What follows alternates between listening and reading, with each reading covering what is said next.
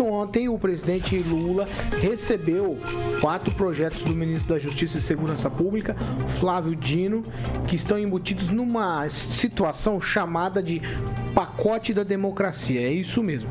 Entre os principais pontos desse pacote da democracia estão os seguintes: a criação da Guarda Nacional, que também uma medida provisória sobre crimes praticados na internet, e 2 anteprojetos.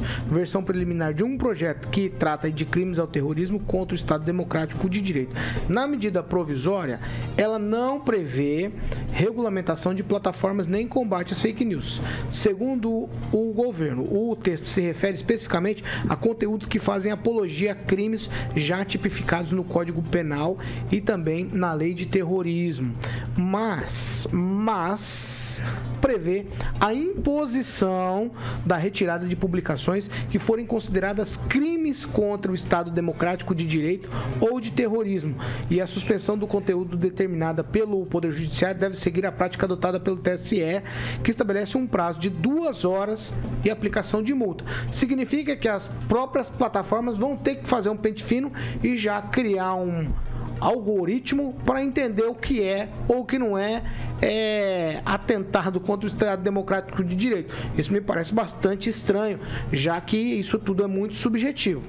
Segundo o ministro da Justiça, não se trata de censura ou proibição de postagens antidemocráticas, mas de postagens que correspondem especificamente a crimes tipificados no Código Penal e na Lei de Terrorismo, como eu falei. Já no caso da Guarda Nacional Permanente de Segurança Pública, ela é para proteger prédios públicos federais em Brasília e atuar em operações especiais em terras indígenas e também áreas de fronteira e unidades de conservação. E apoio aí à segurança dos estados. É um negócio bastante complexo, mas, no entanto, a gente está criando uma outra polícia, uma outra situação. A gente coloca aqui para as Big Techs, que são as empresas que detêm as plataformas igual YouTube, Facebook, Twitter, para fazer uma censura prévia. Vamos chamar de censura prévia porque é o que de fato é. E aí, o Rigon tá balançando a cabeça negativamente. Sim. Por que não seria censura, Rigon? Não, prévia não. Prévia sim, prévia Rigon. Não. A prévia é antes. A plataforma tem que ter um algoritmo para fazer essa O dicionário diz que prévia é antes. Então, você não pode escrever sobre determinada coisa. Agora, você tem que ter o mínimo de pessoas que sabem conviver com a civilização. A pessoa que não sabe conviver com civilidade, com a civilização... Estamos num risco aqui. Tem que cair fora do perfil. Só cortar conteúdo não resolve. Estamos num risco. Tem que prender? Estamos num risco. Porque... Não, vocês estão com dó. Vocês estão com dó. É sangue que eles querem. Eles querem engraçado. São tão pobrezinhos que não podem fazer serviço. Ângelo, eu fico preocupado. Os pesos e medidas estão sendo usados diferentemente para cada caso no Brasil. Isso é um fato.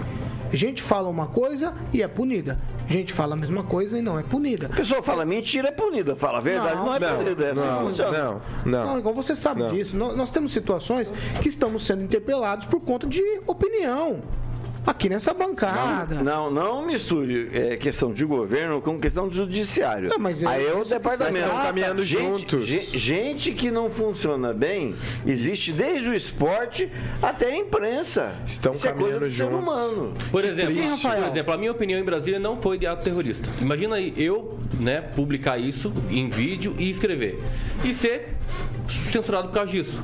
Eu não vou ser censurado. Sabe por que eu não vou ser censurado? Porque eu não tenho tanto alcance, por exemplo, igual o Luiz Neto, igual o Nicolas Ferreira. Eu não tenho alcance nas redes sociais. Agora, o Nicolas Ferreira, que dá a sua opinião mais ou menos nesse Jaez aqui, tá sendo censurado. Agora, tem algumas Big Techs, sim, Paulo Caetano, que não está se sujeitando, que é o caso do Telegram. Inclusive,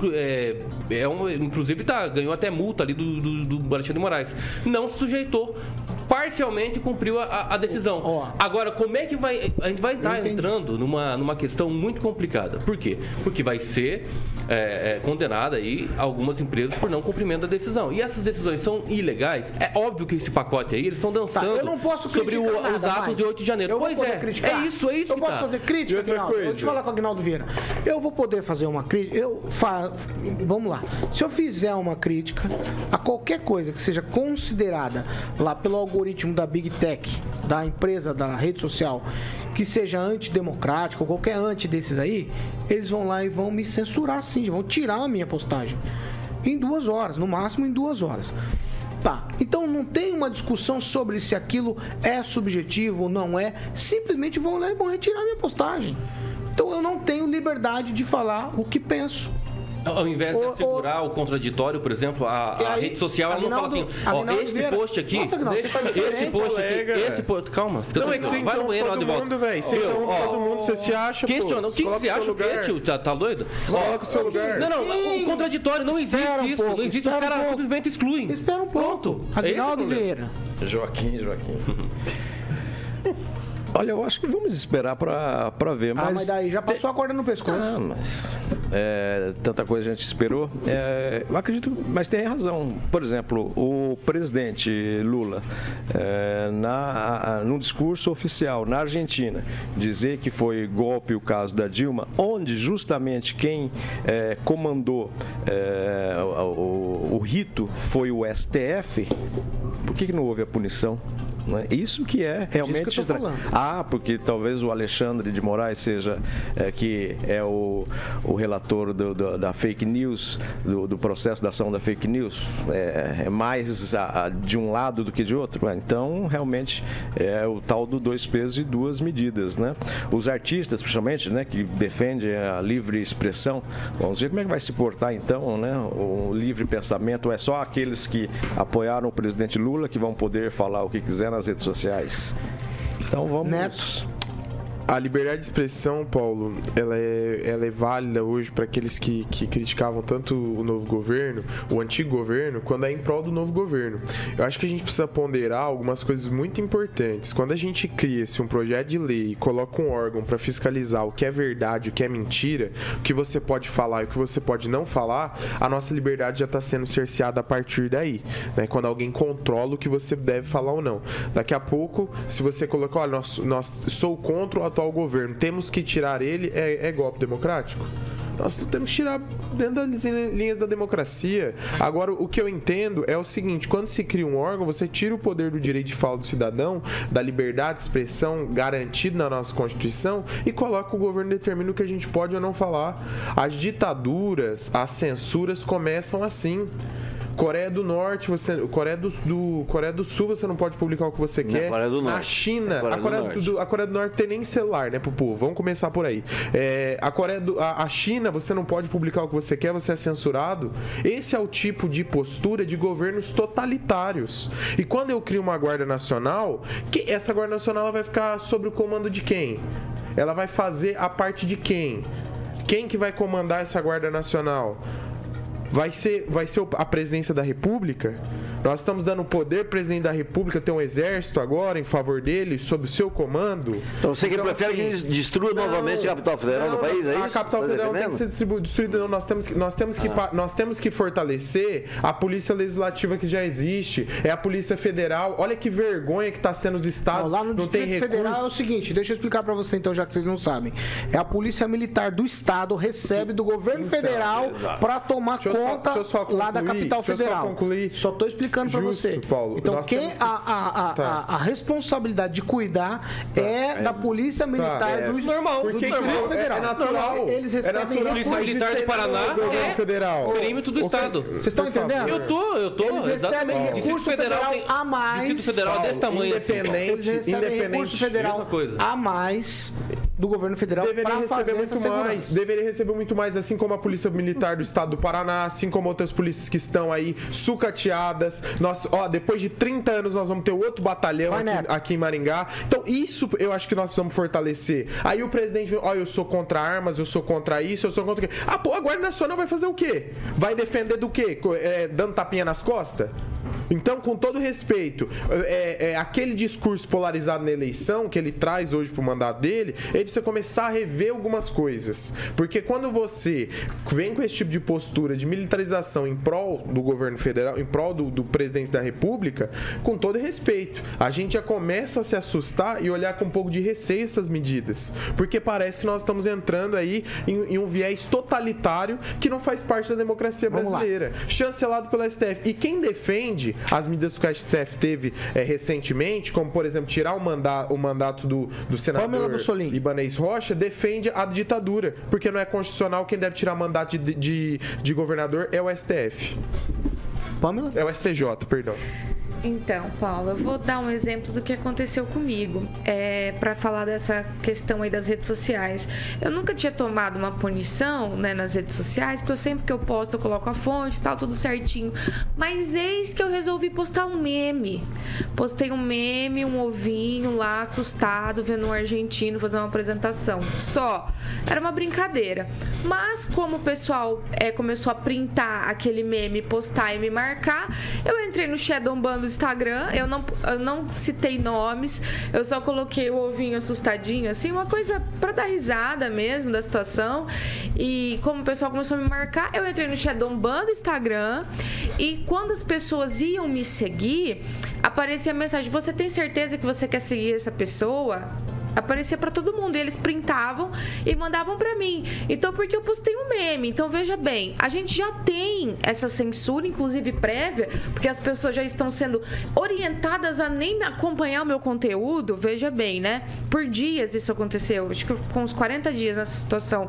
Então, a gente já tem isso. O que nós vamos ter na figura do Flávio Dino, que ele está propondo, é um acirramento dessa censura toda, dessa perseguição toda, e que a gente vê que é de um lado só. Como o Aguinaldo lembrou aqui, um pode falar tudo, pode inclusive falar do STF, que o STF fez presidiu um impeachment, né, que é uma lei prevista, presidiu o impeachment, e que esse impeachment foi golpista, mas o outro não pode postar um meme, não sei o quê, porque já é tolhido, entendeu? Então, é isso que nós estamos tendo no Brasil, é isso que desperta, sim, os olhos internacionais, muitas críticas, inclusive, salvo engano, foi o Wall Street Journal, de novo, que postou que os atos do STF são mais graves e mais danosos à democracia do que o próprio dia 8 de janeiro. Então, a gente precisa realmente refletir sobre algumas coisas que estão acontecendo, porque depois que a gente realmente virar uma China, né? Depois não, a gente já está virando, porque as pessoas já estão usando VPN, né? Na China, o VPN ele é utilizado na China para as pessoas terem acesso a redes sociais. Aqui as pessoas já estão tendo que usar VPN para entrar naquele perfil de pessoas do exterior, porque aqui no Brasil tá bloqueado. Então, infelizmente, a gente já virou. A gente só não tá caindo a ficha. Isso agora vai ser institucionalizado, vai estar em documentos oficiais, mas já está acontecendo. Inclusive, eu já vi propaganda de empresas oferecendo VPN no Brasil. É triste, mas já é realidade. 8 horas em ponto. Repita. 8 em ponto. Ângelo? Não, só queria dizer o seguinte, nada dessa discussão que estaria acontecendo aqui, se a CPI da fake news, que foi aberta, inclusive por causa do filho do presidente, tivesse chegado ao seu final. Ela foi interrompida. E só para dizer, a CPI... Sabe o que é duro, Ângelo? Fake news CPI, virou tudo ela, ao final, ela propõe a fazer sua resposta. Aí fala assim, é fake news. Vocês têm que ter mais maturidade, mais vocês da imprensa. Tá, deixa eu falar então, deixa eu falar uma coisa que você não gosta, que é fake news. O vice-presidente da CPI da fake news chama-se Ricardo Barros, que numa eleição para deputado patrocinou... Não, presta atenção. Você aprende, você é moleque, você vai aprender agora. Ele pagou um oitavo de página na capa do diário. Meu Jesus. Como se fosse ele pagando. Mas o Jairo Janot está apoiando o Odílio. Tem muita gente inteligente nessa cidade que lembra dessa história. O Ricardo Barros, uma fake news, na época nem existia esse nome, na capa do diário. Fez um anúncio como se ele fosse o Jairo apoiando o Odílio, para ferrar o Odílio. E ele foi vice-presidente da comissão de fake news. Então, por isso, talvez, a verdade não prevaleça. Quem que é mentira? Quem que é mentira? O que ele falou aqui é tudo que está acontecendo. Não, isso é tudo culpa do Ricardo Barros, Pamela. Peraí. A fake news, para existir, ela precisa ser uma news, uma notícia. A opinião das pessoas não é uma notícia. E simplesmente quando a pessoa dá opinião, fala assim, fulano está dando fake news. Não é fake news. Fake news é uma notícia falsa. Não hoje é sexta-feira. Ô Paulo, é culpa do... 8 e 1. É que é culpa do Ricardo Barros, o Odílio nem é mais deputado, o Jairo já... Nós falamos demais no primeiro bloco, aí fica ruim no último bloco. O seu patrão foi funcionário dele, tá? Você respeita. O seu patrão, Ulisses Maia, foi chefe dele. Foi assessor dele. Você quer uma coisa diferente. Diferente.